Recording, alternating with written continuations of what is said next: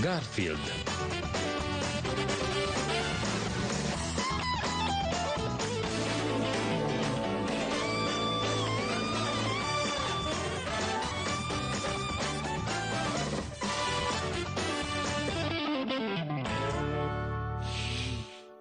În pericol. Când cele două potăi m-au încolțit pe alee, am sărit pe un tomberon, m-am cățărat pe un gard și mi-am croit drum până pe acoperiș. Wow, Harry, ce curajos ești! Eu nimica toată în comparație cu ce mi s-a întâmplat săptămâna trecută. Oh, Garfield! Ce e atât de amuzant? Nimic? Garfield, chestia e că ai fost mereu un motan de casă. Când ai făcut ultima dată ceva cât de cât pisicesc?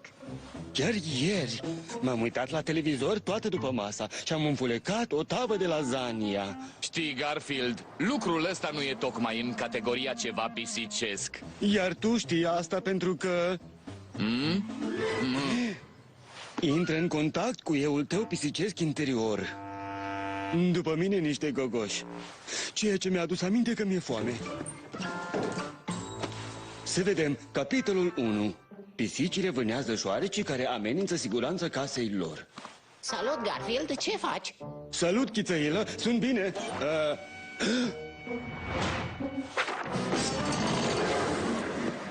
Wow, ai fost bun! Aproape că m-ai păcălit! Harry și Arlene au dreptate. Sunt atât de deconectate la instinctele naturale. Trebuie să fac ceva în privința asta. Capitolul 2. Pisicile se cațără în copaci. Dacă rămân înțepenit acolo și nu mai pot coborî, nu e vorba că ar fi prima oară. Hai, Garfield, fii motan adevărat.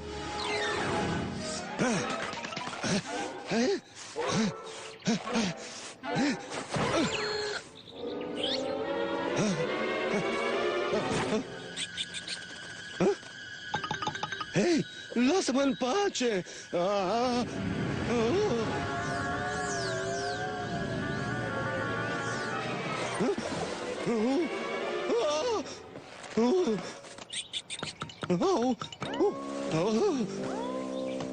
Să intru în contact cu eul meu pisicesc. Data viitoare o să mă limitez la torturat canapeaua. Acum să nu intru în panică. E o chestiune de câteva minute până mă va salva cineva.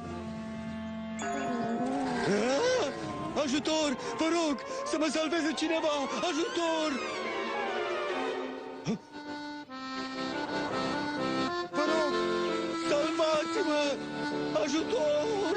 Ajutor! Dacă John nu mă aude, știu cine o să o facă.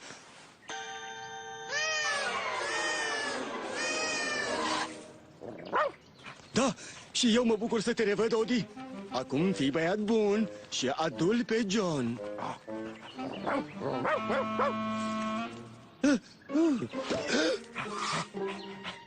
Ăla nu e John, ci papucii lui. Vreau să te duci după John.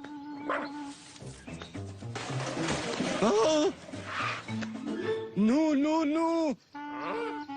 Dacă ar fi mai nerod, s-ar urca pe un scaun ca să-și ridice IQ-ul. Pleacă de aici, Ode, ești inutil. Tu? Să urci într-un copac? Nici într-un milion de ani.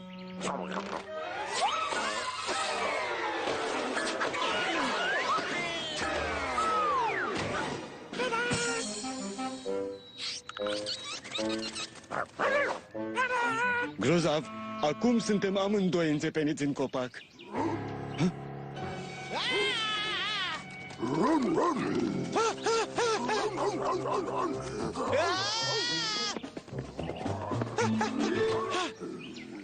Salut, prieteni! Dintre toți copacii, din toată lumea, tu trebuia să-l alegi pe al meu.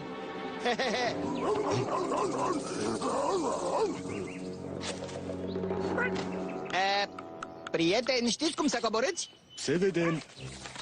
Pisicile au tendința naturală de a ateriza mereu cu grație pe picioarele lor. Ce-ar fi să sari tu, iar noi să ne uităm? Dacă nu ne găsește nimeni, dacă rămânem aici săptămâni, luni în șir, fără mâncare și apă, Cerule, Nermal, de ce trebuie să fii mereu o târtăcuță seacă? Salut, prieteni, care-i faza? Păi, noi doar admiram priveliștea care-ți taie răsuflarea. Oh, înțeleg. Aveam impresia că e posibil, știți voi, să vă fi înțepenit în copac. Da, sigur, ne-am înțepenit în copac. Și ce anume te face să crezi că eu, o felină perfect normală, m-aș putea înțepeni într-un copac? Nu știu. Dacă spui tu, admirați priveliștea. De ce l-ai mințit, Garfield? Ar fi putut să ne ajute. Pentru a-mi salva reputația șifonată, Nermal, dar și pe a ta. Ajutor! Aici! Ajutor! Ajutor! Aici! Ajutor!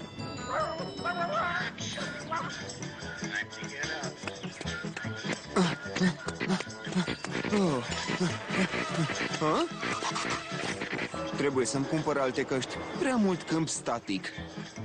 Aici! Ajutor! Garfield? Nermal? Odi? Sunteți într-un copac! Iar iarba e verde, capitan, evident.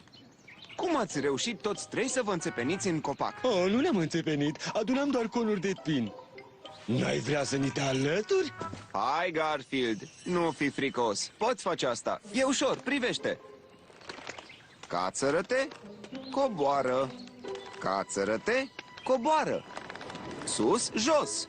Du-te și adu-ți caraia mare și scutește-ne de lecția de cățărat, bine? Cațără-te și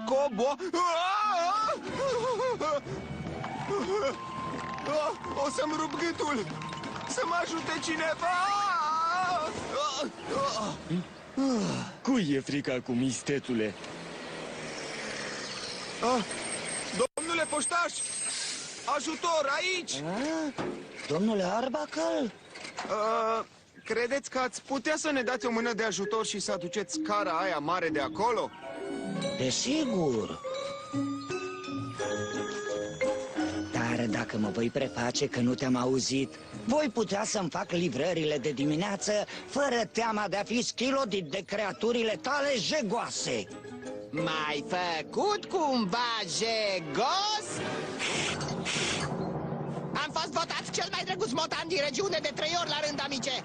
Ia de la tata, purtător de scrisori. Așa se vorbește, Nermal. Au, chemotoace răutăcioase. Prieteni, opriți-vă! Opriți-vă! A căutat-o cu lumânarea. Felicitări, băieți! Tocmai ați alungat singurul ajutor pe care l-am fi putut primi. Am găsit! Vom forma un lanț și vom coborî pe unul din noi ca el să poată aduce scara. Trebuie să meargă. Cine se oferă voluntar? Bine. Vom trage la sorți.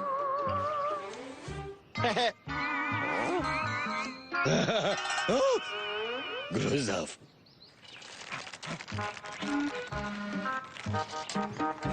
Nu-mi vine să cred că i-am lăsat să mă convingă. Garfield, dă-ți drumul acum! Dumnezeule! Ridicați-mă! Sus, sus! Garfield, rezistă! Exact asta fac!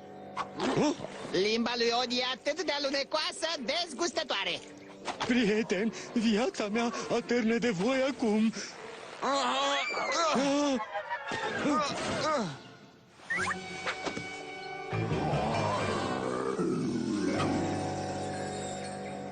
Regret, Garfield. Cel puțin am încercat. Oh, dar stai așa! Am uitat de telefon. O sun pe Liz de la clinica veterinară. Dar ce să-i spun? Vino și salvează-ți iubitul dintr-un copac? Mult prea umilitor. Chiar și pentru mine. Oh, te rog! Nu-ți poți lăsa mândria masculină la o parte? Avem o situație de urgență aici! Regret, prieteni. Nu vreau ca Liz să-și dea seama că sunt un pămpălău. Dar pot să sun la 112. Treaba lor e să-i salveze pe oameni. Iar Liz nu o să știe nimic despre asta. Vom coborî din copac cât ai clipi.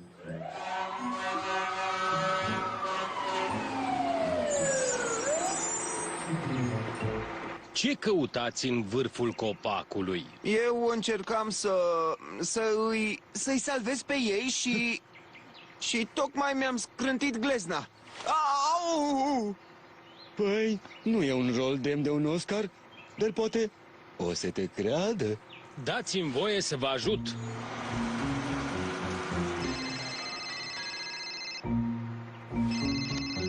Incendiu la intersecția Broadway cu 5? Recepționat. Hei, întoarce-te! Întoarce-te! Hopa, hopa! Uneori mi se face rău la înălțime. Serios? Nu sunteți instruiți pentru astfel de situații? Sunt pompier, nu maimuță. E chiar ridicol. În ritmul ăsta, întregul cartier va ajunge în copac alături de noi.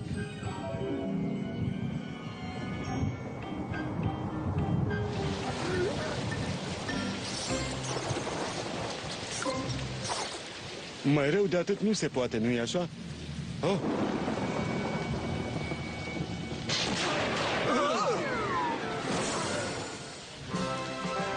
Am reușit! Mai să fie, abia aștept să mă uit la televizor, să mănânc lasagna și să fac lucruri non-pisicești. Vedeți? N-a fost atât de rău, nu-i așa? Oh, nu!